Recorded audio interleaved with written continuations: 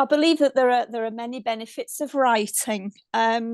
If you've been to this session before, this will be a recap. But for those of you who are new to the session, hopefully you will gain a sense of some of the benefits of writing that are available.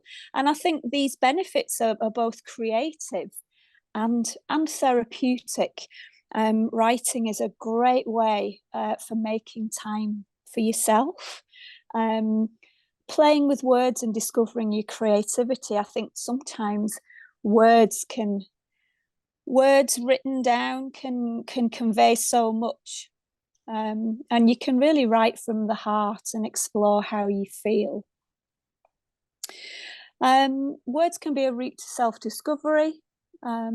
Sometimes it can be quite surprising what you do write on the page, and it can help you discover some new insights about yourself. We know that writing can boost your mood as well. There's a plethora of research done on how writing can improve your sense of well-being and also help you find motivation and inspiration. So in this session, we're going to be trying out some different writing exercises. You'll be given the opportunity to try them out and maybe share some of what you've written with the rest of the group. But as Maya said, there's absolutely no obligation. You just share what you feel comfortable with. I'll just ask for the next slide, please. And basically, I want you to enjoy this session. You cannot write the wrong thing, so be kind to yourself. You don't have to worry about spelling or grammar, so ignore the typos and just write from the heart. Often in writing for well-being especially, we just encourage you to put pen to paper and just write. Sometimes you don't even have to think too hard about what you're writing. Just write it and it will come. I will be giving you some prompts to follow, which will hopefully just set you on that path to do some writing. You might just see there, be aware of your emotions, and sometimes writing can bring up emotions. And I'm just wondering if the next slide might just support that. It's important that you feel safe in this session, but also outside the session. I'm hoping that some of the benefits of this session you will be able to take outside, and hopefully we'll be able to continue your own writing practice. We talk about the flip out rule, and that just means that if you are writing and you find things are a bit too intense, it's actually fine to stop. If that happens, you can just turn your attention to something else for the moment. Maybe notice your surroundings. Focusing on your breathing can be really helpful too. And something that I've learned quite recently is sometimes just taking a minute, breathing steadily, and just saying to yourself, I'm all right now. And you can just keep focusing on your breath whilst just thinking, I'm all right now. You can always go back to your writing at another time. You'll notice as well, in this session, I'll be asking you to write for specific periods of time. And there's a good reason for that. And it's something that you can carry on as well. Sometimes we talk about writing as being a container for your thoughts and your feelings and your creativity. So actually, if you write for a set period of time, that acts as a receptacle, as a container for those thoughts. So you can set a timer whenever you want to, and when the timer is done, it's okay to stop then. So I think that's enough of me talking. I'm going to ask you just to do a warm-up exercise now. So if you want to just get your pen and paper ready. I'm not going to ask you to share this. This is almost like a palate cleanser, if you like. But what I want you to do is maybe notice how you feel before you write. And then I'll ask you to notice how you feel afterwards as well. So I'll have the next slide, please. So this is your warm-up. And I just want you to write for 3 minutes. I'll set a timer. And I just want you to think about and write about what you've noticed today. So maybe if you just write on your paper, today I've noticed, and then just let your pen run free. And I'm going to press the start button in the next couple of seconds, but just remember you cannot write the wrong thing. Just write from the heart. And I'm going to start that 3 minutes now.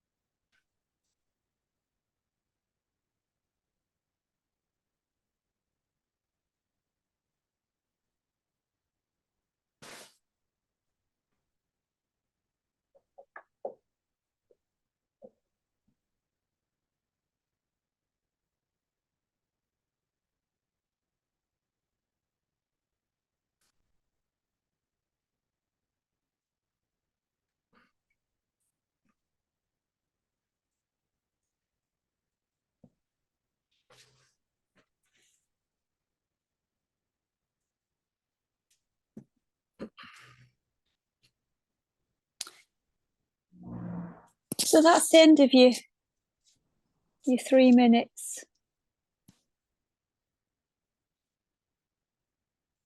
I just want you to take a minute just to notice how you're feeling, if anything came up for you.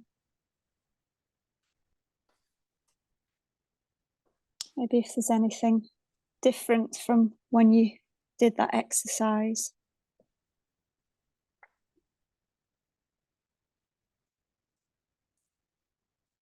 And sometimes just thinking about what you're noticing, what you can see, what you can hear.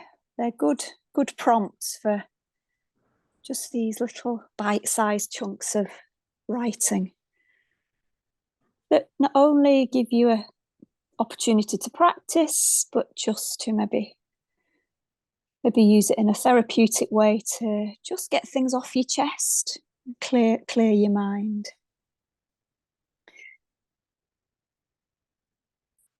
So the next writing exercise that we're going to do is we're going to read a poem. Now, some of you may be familiar with this poem.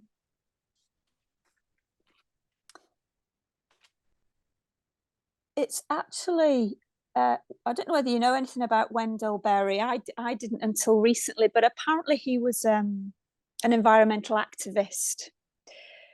So I think although this poem reflects in him his kind of anxiety about the environment, actually I think it's transferable to a lot of other anxiety-provoking situations. But I'm going to read the poem out first. And then I'll ask you to do some writing around it.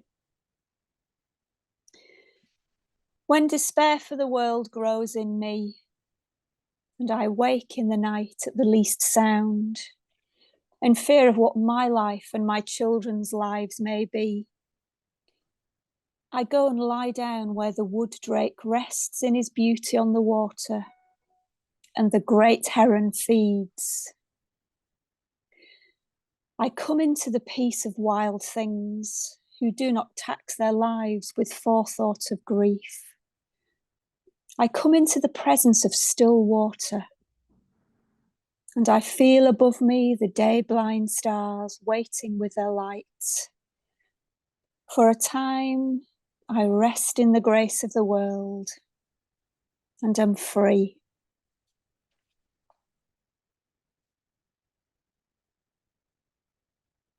I guess poems can be read in very many different ways.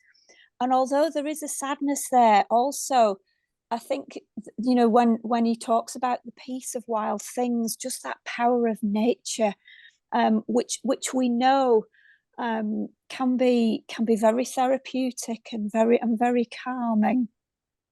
And I guess, you know, with that in mind, one of the reasons why I actually chose this poem, as well as it being very powerful, but I think the imagery of nature, we know that nature is incredibly therapeutic, and they've done a lot of research that suggests that spending time in nature is very good for your psychological well-being. So I think we'll move on to the writing exercise. Just again, bearing in mind that the flip out rule. I think this is an emotive poem. It's obviously eliciting a lot of responses in different people. But if I'm just wondering if there's a way to have the poem up, but also just maybe have the next slide. Just so as I can explain the writing task. So maybe I'll explain the writing task, and then we can put the poem back up so you can have a read. So I want you to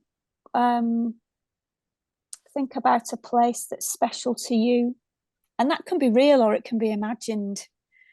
And that might be somewhere that you've visited as a child or as an adult or with family, or it could be somewhere that you've seen on a film, or just in your mind's eye. And sometimes when we think about imagined places or real places, what can be really helpful is thinking about the senses. So thinking about what you can see, what you can feel, things that you can hear, the smells that you're aware of, and if there's anything that you can taste. That's just a suggestion. You can just write from the heart again, just imagining this place or seeing it in your mind's eye. At this point, I just want you to put pen to paper and just write. Just as a sneak preview, I will be asking you to do something with what you've written in the next writing exercise. But I'm going to set a timer now for 6 minutes. Again, it's just thinking about writing as a container, just giving you some boundaries in which to write, just to think about a place that's special to you. I'll start the timer now. And if you can go back to the poem, please, that would be really, really helpful. Thank you.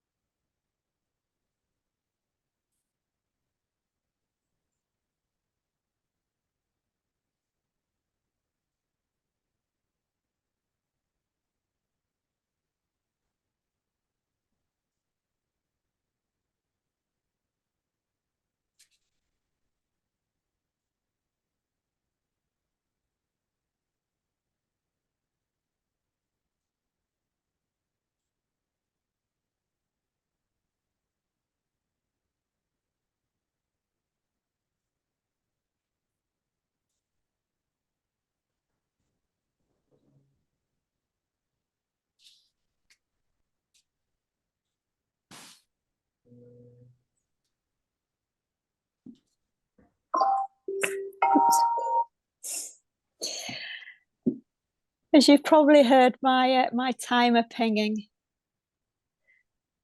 That's the 6 minutes up.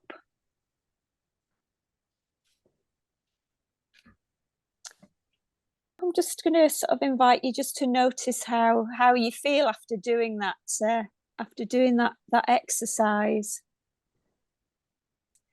I think sometimes just imagining where you want to be, you can almost sense that sense of relaxation of and sort of, you know, the effects on your mood of being somewhere that's very special to you. I guess places can have, you know, can have great meaning to you, whereas for other people they would just walk past and not take any. I think poetry can sort of almost say the unsayable, can't it? And it's very subjective reading poetry, and sometimes some poets we don't know what they mean, but we can sort of infer it from our response to things, can't we? But I think you're right. It can be a very intimate experience. We read a poem called "The Orange" by Wendy Cope, and she talks about the most mundane things and how they are so special. And you know, the ordinary things in life can be incredibly meaningful to us, and often we can take them for granted. I think that somebody wrote a book and or an article about that very thing, and she said before I was diagnosed with cancer, she said, you know, if anybody had asked me what do I want to do if I was diagnosed with cancer, what would I do? And she said, I just immediately thought, oh, I would want to go and trek to Nepal and go on a world cruise and learn to drive a steamroller. She said, but actually, when it happened to me, I didn't want to do any of those things. I just wanted to be with my family and my friends and just spend time with my loved ones. And I think sometimes there's great merit in celebrating what we may think of as being mundane, but actually they're incredibly important to us and do give a sense of value and purpose to our lives. Yeah. And I think writing about that can, you know, again, that can evoke such a lot of emotions, can't it? Yeah. You know, that sense of family and that sense of belonging, but that sense of yearning as well. Yeah, for times gone by. Yeah. I guess sometimes, you know, we in situations that we have little choice over, and that can sort of take us away from what we hold dear and what we treasure. I think anything around, you know, trying to be in the moment and celebrating small things, it can be effortful, can't it? And can take a lot of practice. We will, after the writing exercises, be looking at a grounding exercise that can be helpful just to kind of bring you back into the present. So hopefully you'll find that helpful. And sometimes writing can actually help bring you, ground you as well. But absolutely, I often think that being diagnosed with cancer is like going into a foreign country where people are speaking a language that you don't understand, and you don't know what you don't know. um, and I think I think it's unsurprising that people do feel adrift from their normality. It's kind of shakes the foundations of your existence and can kind of make you question a lot of things about your life and your assumptions and the things that you hold dear.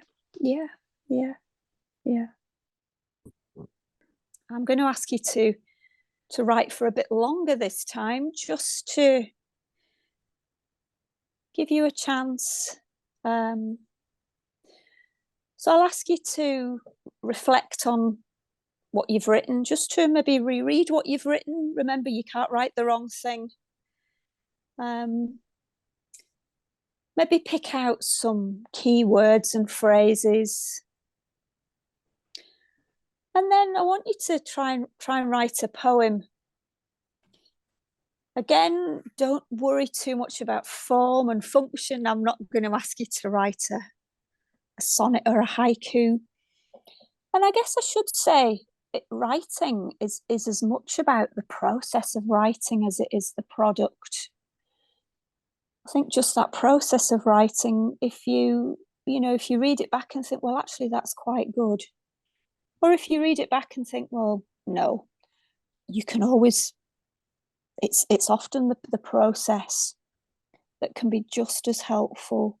And you can always go back to a poem and re-edit it, or you can put it in the bin.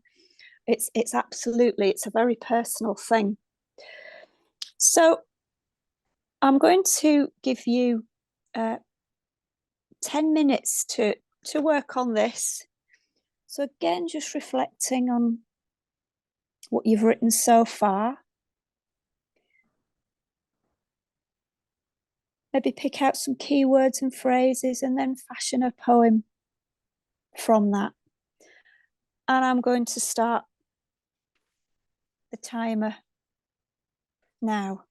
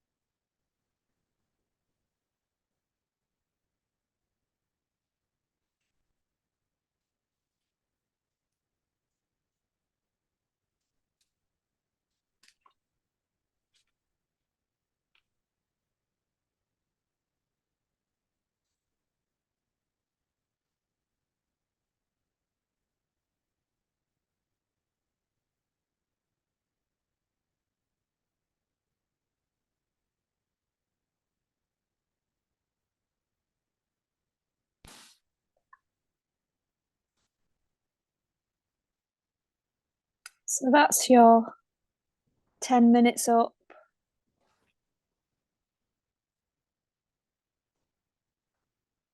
So just take a minute. Now you've finished writing. Again, notice how you feel. Your poem doesn't need to be finished. It can be a work in progress. And you can always go back to it. I think poets often write many, many drafts of a poem, going back to hone each word and phrase.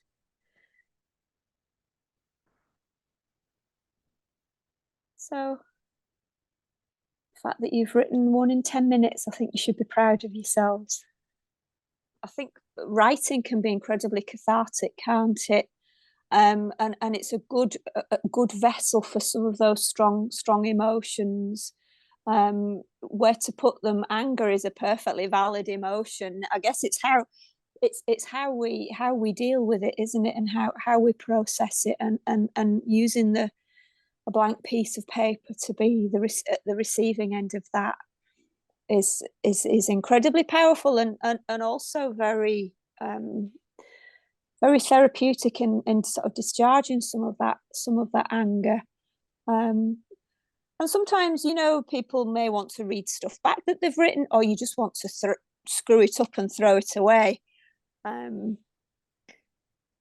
But it's interesting that there's something in there about giving yourself permission as well, and finding the joy in writing.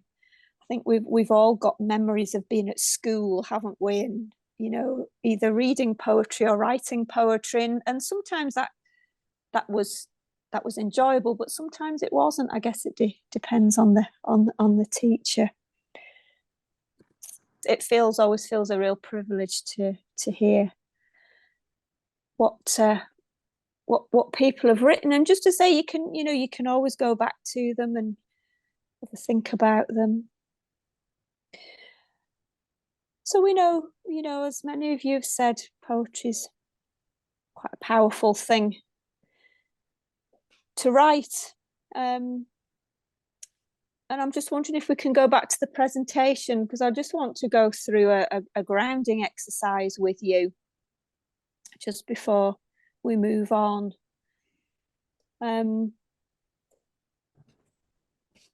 You'll notice from the sort of the second exercise that we did, when I asked you to imagine a gorgeous special place, that we went through the senses, and often going through the senses are a good way of grounding ourselves when things can feel overwhelming.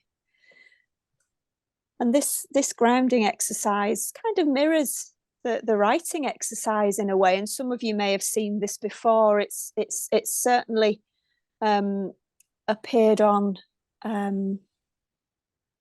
social media and on other websites. And this is something that, you know, if you are finding that things are getting on top of you, whether that's when you're writing, or actually when it's, you know, when you're in a clinical environment and things just feel a bit too much, this is a really helpful grounding exercise. And it can be helpful to sit with your feet on the floor, just feeling the earth, the ground, the floor beneath your feet, and just focus on the senses. So looking around you and thinking about 5 things that you can see, looking at 4 things that you can feel, 3 things that you can hear, 2 things that you can smell, and something that you can taste. And what an exercise like this can do is just bring you back into the present.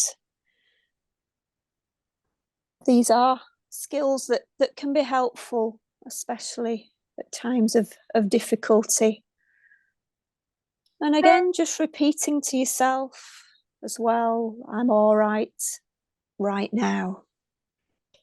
It can just ground you, just help you focus on the present, and hopefully just getting a sense of order and peace. So that's hopefully something that you can use at any time when things just feel a bit too much for you. Okay, I wonder if we can have the next slide, please, Maya.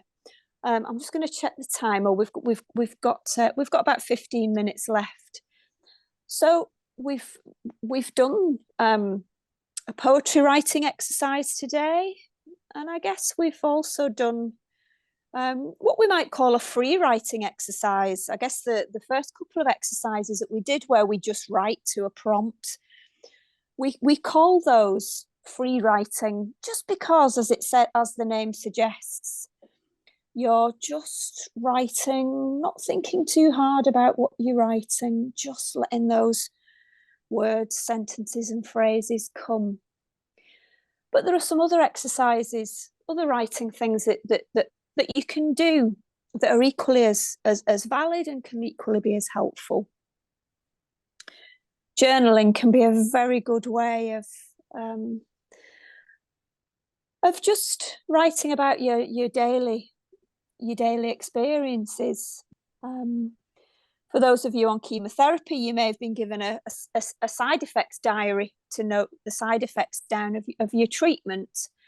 But I guess the journaling diary, you could incorporate that into that, but also talk about other things that you've noticed, things that that you've done, thoughts arising. And sometimes it can help to keep a journal with you, so that if you do have any worries or anxieties, you can write them down.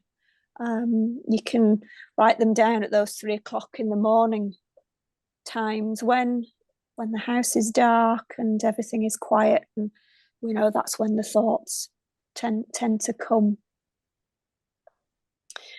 In fact, one writer who writes quite prolifically about sort of diary keeping and journaling, she calls her journal a 70-cent therapist, because you can write anything in there, and you can keep it all. That's your private space. You know, again, that container for a lot of those thoughts and emotions. Letter writing.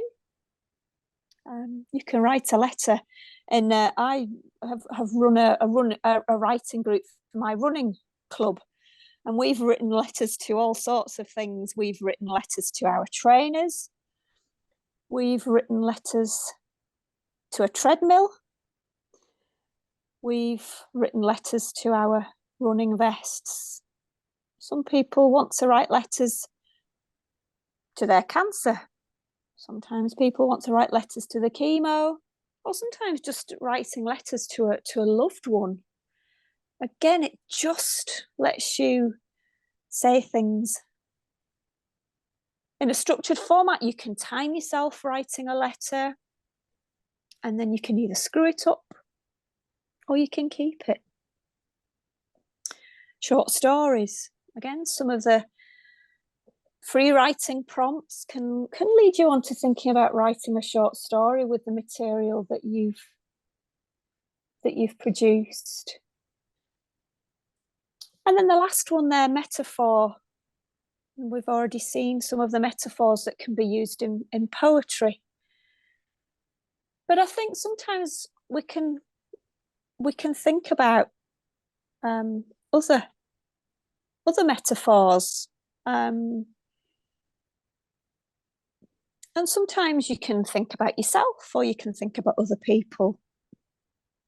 And some examples are, you know, if you were an animal, what would you be? What would you look like? How would you behave? What might you enjoy doing? If you were a tree or a plant, again, where would you grow? What would your roots be like? What would your flowers be like? But metaphors are quite a good way of kind of looking at an ordinary object. I did a metaphor exercise once, and I likened myself to a suitcase. I'm not the tidiest of people, so my suitcase was either spilling out with stuff that wouldn't, or the lid wouldn't quite close, but actually it was quite portable, just reflecting the fact that I like to travel around. So there's lots of other different writing exercises that you can find and can be quite helpful. I've just noticed a message in the chat about some resources about prompts. I have got some extra resources for you to have a look at that will hopefully inspire you to keep writing. So I'll talk about those before we finish. So I just wonder if we can have the next slide, please, just to go through in the next few minutes. So I guess this is from a book by Thompson and Adams, who have this handy mnemonic. that you can use as a prompt, as a framework to continue your writing practice. So it just spells out the initials for write. So what do you want to write about? And you know, as somebody's just said in the messages, the prompts can be from the simplest of questions. How do I feel? What's going on? What's on my mind? What's the weather like outside? And then you can just kind of write, maybe reconnect, close your eyes, take some deep breaths, gather your thoughts. And you can maybe notice your thoughts and feelings before you start writing. And start writing and keep writing. Again, just going back to the timing, you can write for anything between 3 to 20 minutes. Just set a timer and go.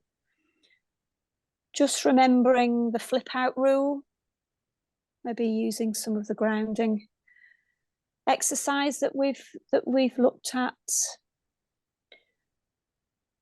And if things do get too much, you just exit smart. But maybe when the timer has finished, you can reread what you've written, reflect on it. And you can actually use what you've written as a prompt for future writing, whether that's a poem, a short story, even a novel. But either way, I think the important thing is just to write. And writing is always accessible. All you need is a pen and a piece of paper. Or if you've got a phone, you can even use the notes function of it as well.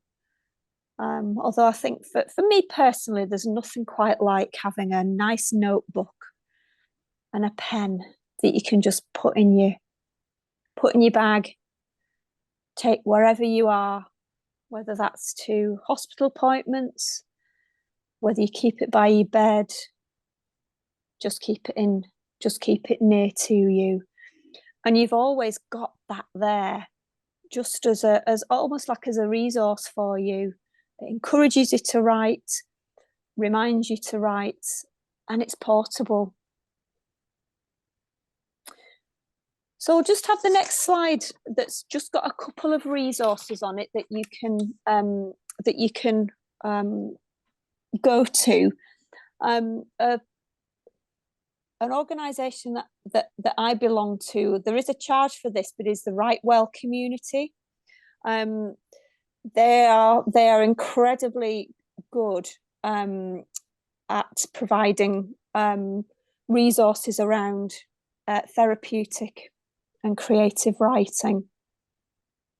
There is a charge. I think they charge about £125 a year, but for that you get a lot of resources and courses on writing. However, there are lots of websites. If you type into Google writing prompts, you will get lots and lots of resources to have a look at. Sarah Solway has quite a good website she did have a 30-day prompt writing challenge back in COVID. I don't know whether that still stands for her. But check her website out. So it was lovely to meet you all. I'm glad it seems to have been an inspiring session for you, and and hopefully giving you some food for thought on how you can incorporate writing into your daily life, whether that's in a journal, writing poems, writing your thoughts down, channeling some emotions. Writing is incredibly versatile, and and can be used anywhere you go. So thank you, everybody. I'll hand back over to Maya, and I may see some of you in the future. So take care, everybody. So just to say thank you again to Angela and to all of you for joining us and making it such a wonderful session. We hope to see you again soon and hope you enjoy the rest of your day. Thank you.